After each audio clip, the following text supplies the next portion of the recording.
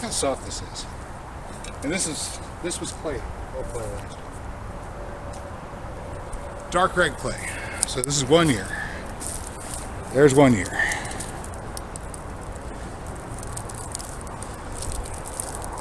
That's what we got in 1 year.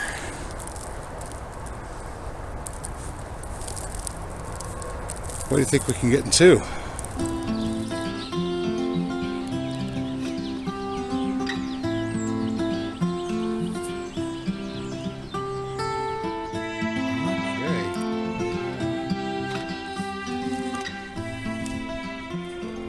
As you can see, we have a garage clean out project going on. We are working on framing a screen for the front porch, so we'll have a screened in front porch. Pardon the breeze here. Do we have corn for sale? Yes, we have seed corn. We've got lots and lots of seed corn right here. We've got a Sergeant Kitty. We've got a, what is that? Is that a screen? Yeah, we got a porch screening project going on here. Yeah, so the front porch is cleared off. We got some lumber in. We're getting ready to build the frame, screen it in. That's right. We've got a garage clean out project going on. So we're clearing out the garage first, then we demolish. That's going to be fun. But today, good people, we're going to get back to some gardening. That's right. Wow. Okay, I've got to be careful because we've got stuff all over the place right now because we're doing the garage clean out and the front porch screening and all kinds of fun stuff. We're going to get back to doing some actual gardening today. Let's have a look and see what the aftermath of the polar vortex was. So as I pointed out before, the dock is bouncing back just fine. All right, got lots of that purple dead nettle down there, some geraniums. The storms filled up the bird bath. They're happy about that. Of course, there's our pecan tree in the front yard, and I dug some trenches here in the back over here, and we put in a bunch of seed pecans. So hopefully we'll get a bunch of little pecan trees started. Hopefully. And then up here we've got the residue from the daikon radishes. We're going to need to replace these with something so that we have living roots in the soil. Well, hello there, good people. Hi, it's Jason with Green Country Agroforestry here. Today we're out doing some work on cover cropping because we've discovered that the thing that works best for keeping the soil fertile and healthy is living plants in the soil and living organisms in the soil. Now, we planted a cover crop of daikon radish. It's been top killed by the cold. We're going to need to replace that with a new living crop while the roots rot down and provide a feast for the microorganisms in the soil biome. Now I have it on pretty good authority. Spring is going to be coming early today. Let's just say a little bee buzzed by and told me, ooh, look at that.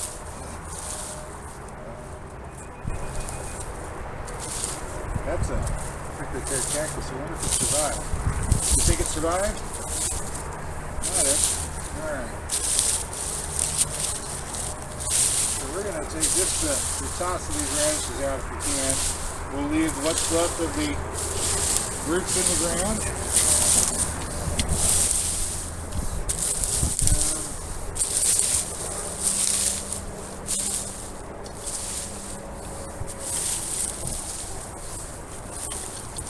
And we're going to take all the organic matter that we raked off here, and we're going to put it into our walkway.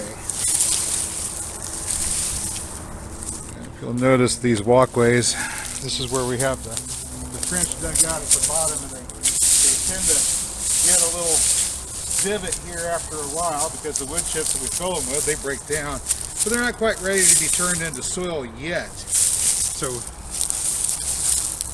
we're going to give them another year. And during that year, we'll fill that divot in with organic matter that will decay a bit more rapidly. Like those radish tops right here.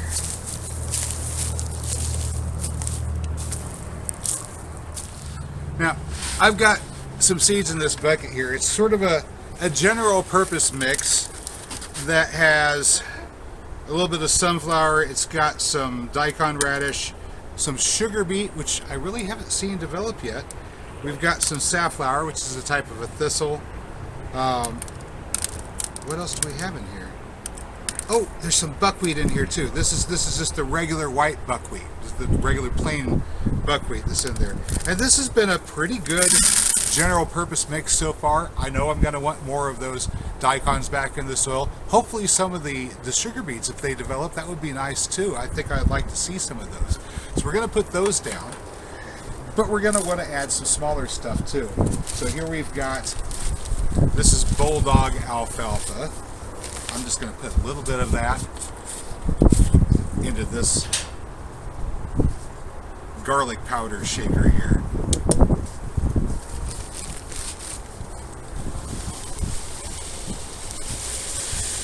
Oh, I don't want too much. I just want a little bit. A little bit here and there. That's all we need. Just a tiny little bit. Okay, so the reason we're using one of these shakers is because you can put the lid on, and then look at this, you lift the top of the lid off and you've got these little tiny holes, just a few of them, but they're big, and that means they're big enough that some of these smaller seeds can get through, and you can sprinkle them and spread them out over an area. But it doesn't flood the area like it would if you had holes all across the top of it, where the holes were larger. So there you go. This here is going to, if it works, it works, and if it doesn't sort of thing.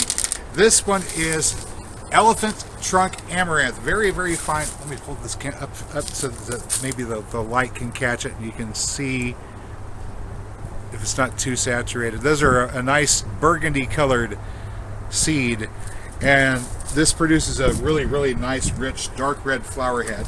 We're not going to put a whole lot of those in there either, just a few. And if they pop up, they pop up. We've been growing them out here for a little while off and on, and every year whenever you grow them, it seems like the soil improves and they don't grow as well. They grow really well in bad soil. So whenever you start out and your soil is really bad, you put the amaranth down. The amaranth kind of tells you a little bit about how you're doing. If it grows really well, you still have work to do. You need to add more organic matter. You need to buffer your pH better. But as it gets to the point where it just starts becoming a small thing that's part of the overall landscape and it doesn't dominate, then you know you're getting healthier soil. One of those interesting things where a plant doing worse is an indication that you're doing better with your soil, right? Okay, so this is Dutch white clover. We got a bunch of it, and it's just a good all-around thing to throw in. Nitrogen fixer, deep roots, slice to pull minerals up from the subsoil. Early germinator, right? It comes out really early in the year. So if you need a ground cover, oh, pardon me, we got an airplane flying overhead here. Single engine prop.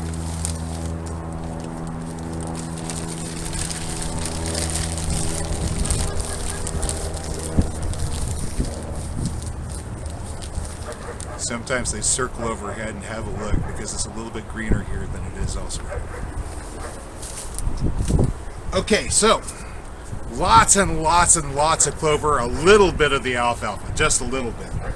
All right, we're just going to mix that up, and then just a tiny little bit of the amaranth. So we're just going to have a couple amaranth popping up here and there, maybe an alfalfa or two. Mostly this is Dutch white clover. Mostly.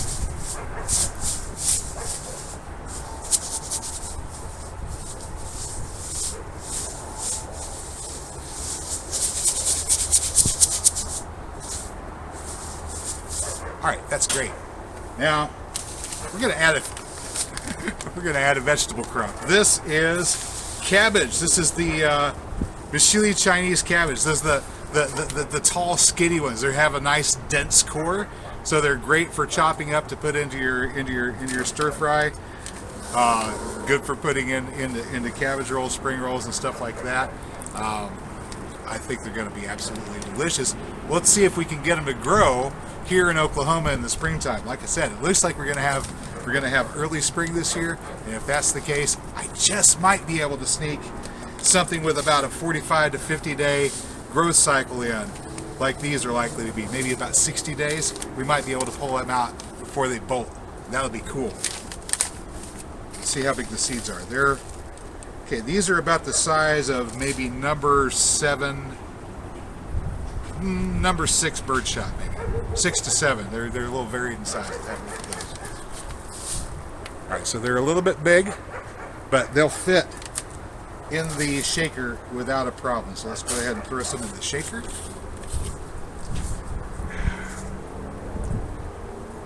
I want more of these than. Do I? Do I want more of these than the amaranth? Yeah. Let's have maybe twice as many. So twice as many of these as the amaranths. There we go. That's a good dose of cabbage seeds.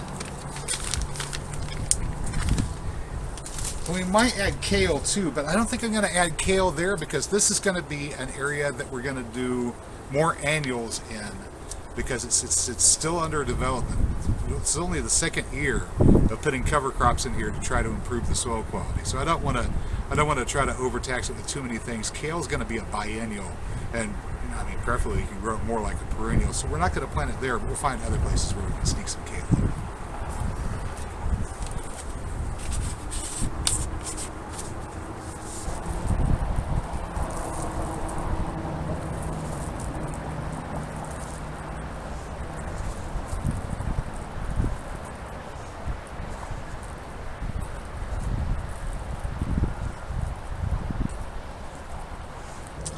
All right, good people. The missus just called me and told me that I need to get back to work over there clearing out the garage. You know how these honeydews are. That's all I've got for you today, good people. As always, I hope you found today's video informative or entertaining, and if you did, you know what to do. I'll catch you next time. Until then, get out there and get growing.